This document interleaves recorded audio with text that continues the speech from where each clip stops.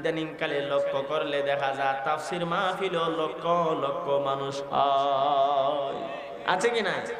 আল্লামা হাফিজুর রহমান সেদ্দিকী কুয়াকাটা গেলে দিনের বেলা লক্ষ লক্ষ মানুষ, D.mizanur রহমান azhari গেলে দিনের বেলা লক্ষ লক্ষ মানুষ, আল্লামা ওলিপুরি সাহেব গেলে দিনের বেলা লাখ লাখ মানুষ। জোরে এখন ঠিক কি ঠিক না?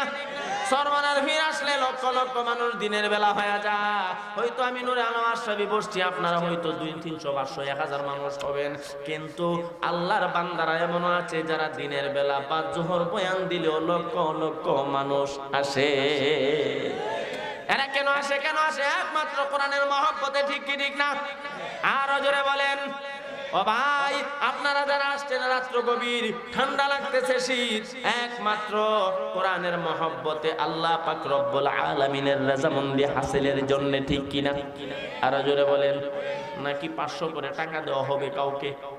আরো জোরে বলেন। না না না, কাউকে টাকা দেওয়া হবে না, পয়সা দেওয়া হবে না। তাহলে এই চাটার মধ্যে নিচে কেন আপনি বসে গেলেন? আপনি তো বাড়িতে সুন্দর আপনার লেপতোষক কম্বল আরামের বিছানা আছে, ঘুমাতে পারতেন, কিন্তু আপনি কেন চলে আসলেন? একটাই কারণ, আল্লাহ তাআলার রাজামন্দি হাসিলের উদ্দেশ্যে, ঠিক কিনা? আজকের মাহফিলে যাব, নূরে আলম আশরাফি সাহেব আসবেন, হুজুরান আসবেন, কোরআন হাদিসের কিছু কথা বলবেন। আমার জীবনে আমি এগুলি আমলে পরিণত করব, জোরে হন, ঠিক কিনা? আরো জোরে বলেন। আল্লাহ তোমার মায়ার বান্দারা যারা বসলো, সকলকে তুমি আমলে সালেহ করার তৌফিক দান করে দাও। আল্লাহ যারা বসলো সকলকে জান্নাতের মালিক বানায়া দাও। জান্নাতের মালিক হইতে চান, ইলো আমিন আসতে। বেহেশতে যাইবার মন চাই কি চায় না? আরো জোরে কোন চাই কি চায় না? কার কার মনে চায় হাত তুলে আল্লাহরে দেখা। ও মাওলায়ে কারীম আল্লাহ, আপনি কুদরতি নজর দিয়া দেখেন, আপনার মায়ার বান্দারা এই তাফসীরুল কোরআন, এই কোটবাড়ি সালমানপুর মধ্যপাড়া জামে মসজিদের মাহফিলে এসে হাত তুলছে।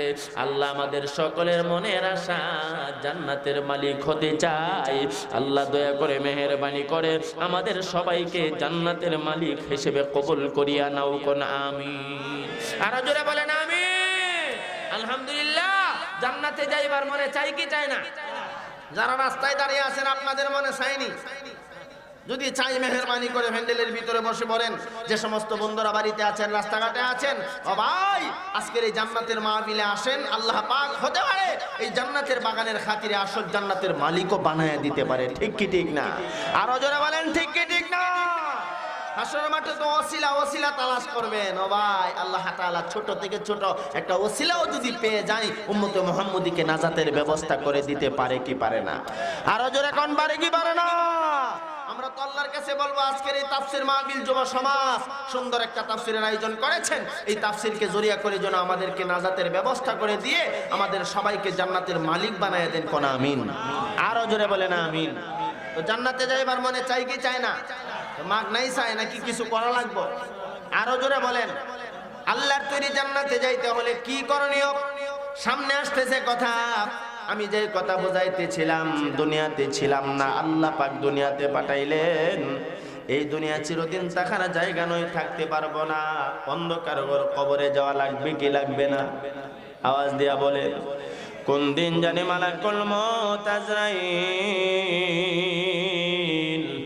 আপনার আমার সামনে দাঁড়ায় যাই রে বাবা। আর না জানি কোন দিন চিরদিন